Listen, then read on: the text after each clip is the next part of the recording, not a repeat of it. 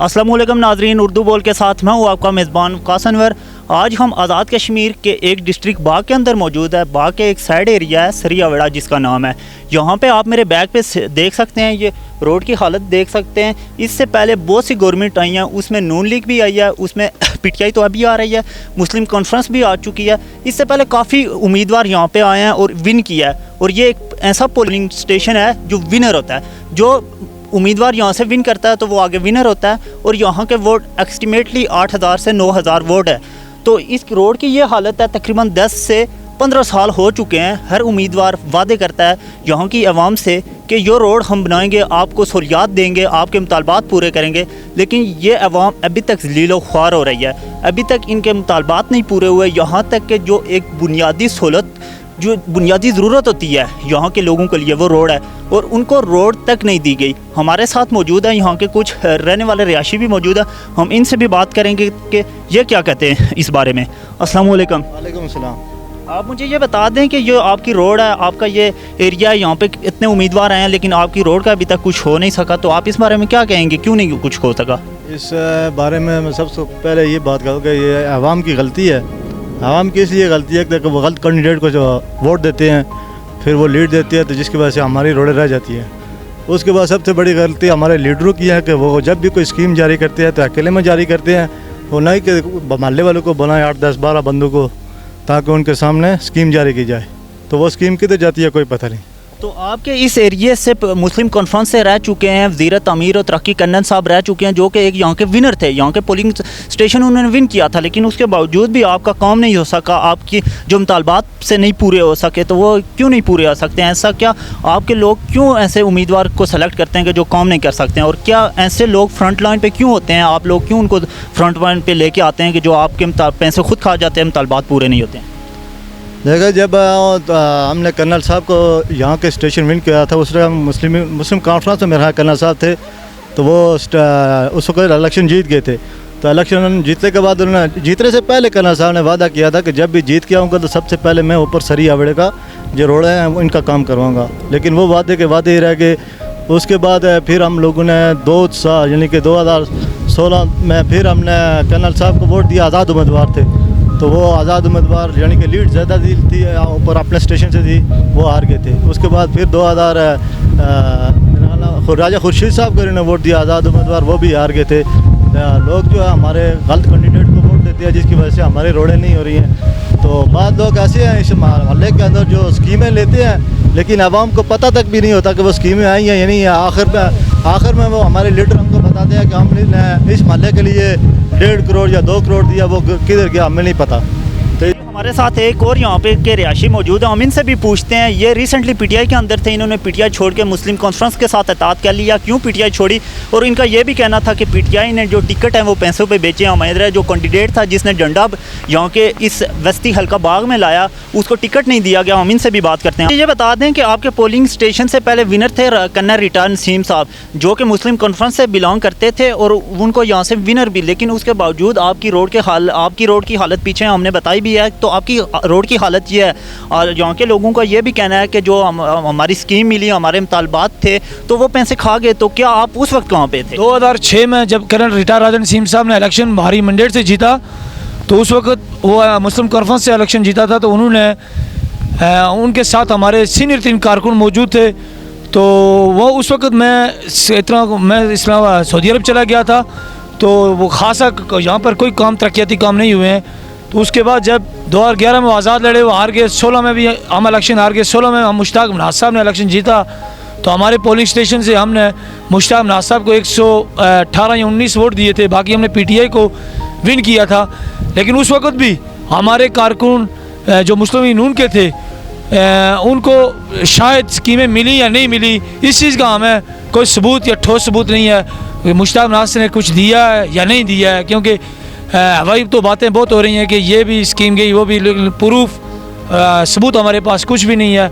और ये काम हमारे अधूरे ही रह गए। पिछले दिनों हमारे मुश्ताक साहब ने यहाँ पर टेंडर दिया था कि 1 किलोमीटर सड़क पक्की हो गई है, वो टेंडर भी हुआ था, सब कुछ हुआ था, लेकिन काम काज कुछ भी नहीं हुआ। ये आपके सामने है, कच्ची सड़क है, तबाही है। हम लोग अभी तक उसी तरह चल रहे हैं जो पुराने दौर के लोग थे। आज 2021 है, लेकिन हम पुराने दौर से बदतर हैं। तो क्या आप ये नहीं समझते हैं कि कर्नल नसीम साहब से लेकर अभी तक जो मुस्लिम नून लीग की हुकूमत है मुश्ताक साहब तक, तो इसमें आपकी भी कहीं ना कहीं गलती है कि आपने ऐसे लोगों को फ्रंट लाइन पे लाया जो आपकी स्कीमें खा गए, आपके मुतालबात जो थे वो पूरे नहीं हुए? इसमें असल में पूरे अवाम इलाका पर शरीक के तमाम लोगों की इसमें भी सब की गलती है। क्यों कि जब आप अपना वोट का इस्तेमाल करते हैं, किसी कैंडिडेट को वोट देते हैं, जब वो असम्बली में जाता है, तो जब आप कमेटी बनाएं, कमेटी बनाने के बाद वो जो फ्रंट के कारकुन होते हैं उनको साथ मिलाएं। जब कोई स्कीम या कोई मिले तो आप उनसे बगैर मशावरत के, बगैर कमेटी की आप वो ले लेते हैं। तो हमारे लोगों की भी गलतियाँ हैं इसमें, क्योंकि लोगों को चाहिए कि फ्रंट के कारकुनों को साथ मिलाएं और पूछें उनसे कि क्या हमने आपको वोट दिया था, क्या हमारे काम काज का क्या सूरत हाल है, ये पूछना चाहिए हमारे लोगों को। हमारे लोग वोट दे के 5 साल खामोश हो जाते हैं, कारकुन क्या करते हैं क्या नहीं करते अल्लाह आलम।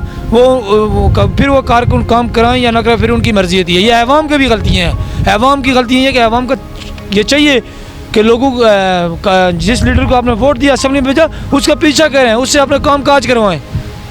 तो आप मुझे ये बता दें कि इस वक्त आपके हल्के की जो सूरत हाल है बहुत ज़्यादा ख़राब है, तो आप इस वक्त ऐसे कौन से उम्मीदवार, ऐसे फ्रंट लाइन पे कौन से जो अपने हल्के के लोग हैं उनको लाना चाहते हैं कि जो आपके मुतालबात, आपकी जो बुनियादी सहूलियत है वो भी नहीं फराहम की गई आपके हल्के में, तो वो आपकी सहूलियात आपको पूरी कर सकें और दी जा सके मुतालबात पूरे? अच्छा, पहली बात यह है कि मैं पाकिस्तान तहरीक इंसाफ का कारकुन हूँ, मैं PTI का हूँ, लेकिन मैं ये कहना चाहता हूँ कि हमारे अगर पाकिस्तान में मरकज़ में हुकूमत PTI की है तो ये तसर तो है कि जब मरकज़ में जो हुकूमत होती है वो आज़ाद कश्मीर में बनती है।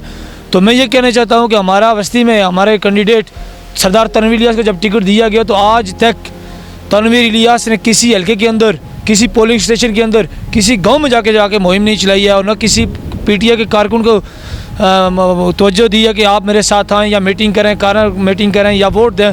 आज अभी तक किसी कारकुन को कोई पता नहीं है कि तनवीर इलियास साहब कहाँ पर हैं, कहाँ पर नहीं है, तो हम किसको वोट देंगे, किस जगह पे जाएं? हम हुकूमत तो चलो PTI बनाएगी, तो अभी तक हमने कोई फैसला नहीं किया है कि हमने PTI को वोट देना या मुस्लिम कॉन्फ्रेंस को देना या नून लीग को देना। ये हमारा फैसला इंशाल्लाह 22 तारीख को मुतवक्किल है, इज्तिमाई में फैसला होगा। जी, आप मुझे सबसे पहले बता दें कि आपने PTI छोड़ के, PTI का नारा लेकर आने वाले, PTI का झंडा लेकर यहाँ पे आने वाले आप थे, तो आपने PTI छोड़ के आपने मुस्लिम कॉन्फ्रेंस में क्यों इत्तेहाद कर लिया? जनाब, 2016 के इलेक्शन में जब तहरीक इंसाफ और SMC का इत्तेहाद था तो उस वक्त आज़ाद कश्मीर में बिलखुसूस बस्ती बाग, ये वो बस्ती बाग था जिसने ये PTI का 14,000 वोट दे के मैंडेट पहली दूसरी पोजीशन दी थी PTI को।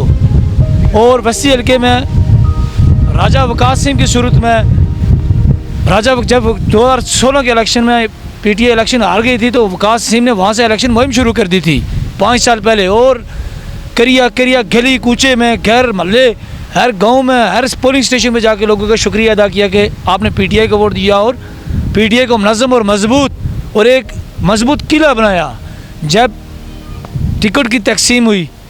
और दूसरी बात यह कि जब हमारे कायद पाकिस्तान इस्लामी जमहूरियत पाकिस्तान वज़ीर-ए-आज़म इमरान खान का ये विजन था कि नौजवानों को हम सामने लाएंगे, जिसने पार्टी के लिए काम किया हम उसको सामने लाएंगे, और जो वर्कर जिसने पार्टी को नीचे तबके से लाया ऊपर उसको अहमियत दी जाएगी, तरजीह दी बुनियादों पर लाया जाएगा। लेकिन और इमरान खान का ये विजन था कि हम पाकिस्तान तहरीक इंसाफ नौजवानों की जमात है और ये जमात सरमायादारों के ख़िलाफ़ है। हम ये पूछना चाहते हैं पाकिस्तान तहरीक इंसाफ चेयरमैन इमरान खान, वज़ीर-ए-आज़म इमरान खान साहब से कि आपने जो हमारे वसी हल्के का फ़ैसला किया, क्या ये हक़ पे किया, इंसाफ पे किया? ये आपने हमारे ऊपर एक सरमायादार मुसल्लत किया और ये टिकट हमारा वसी का फ़रोख्त किया गया। जो अली अमीन गंडापुर साहब, सैफुल्लाह नाज़ी साहब ने 5 करोड़ की एवज़ में हमारा टिकट को फ़रोख्त किया। हम एहतिजाजन PTI के कारकुन हूँ, मैं PTI का अहदेदार हूँ और PTI का कारकुन हूँ, वो कारकुन हूँ कि जो फ्रंट का कारकुन था वकास सिंह का, और मैं हमारा इत्तेहाद और हमने जमात को चेंज नहीं किया, MC की तरफ हम नहीं गए हैं, हम अभी तक एहतिजाज में हैं। हमारा फ़ैसला 2 दिन के बाद होगा इंशाल्लाह कि हमने क्या करना है क्या नहीं करना है। तो आप क्या समझते हैं जो इमरान खान का बाग में जलसा हुआ है जो फ्लॉप हो चुका है, एक प्राइम मिनिस्टर का जलसा फ्लॉप होना बहुत बड़ी बात होती है, तो क्या इसमें कहीं ना कहीं सरदार तनवीर इलियास की वजह से हुआ है, इसका हाथ है कि इसकी वजह से जलसा फ्लॉप हुआ है?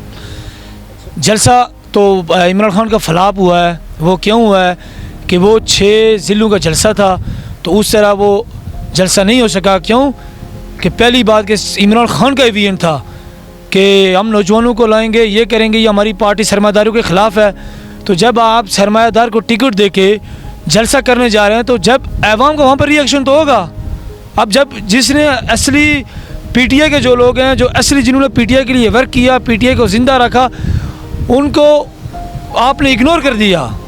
तो जब आप सरमायादार लाएंगे जिन्होंने जिसको अभी तक वसी हल्के के एक गाँव का नहीं पता है कि और एक कारकुन का नहीं पता है कि कौन है कौन नहीं, तो फिर उनके ख़िलाफ़ तो रिएक्शन होगा, फिर ऐसे जलसे नाकाम होंगे।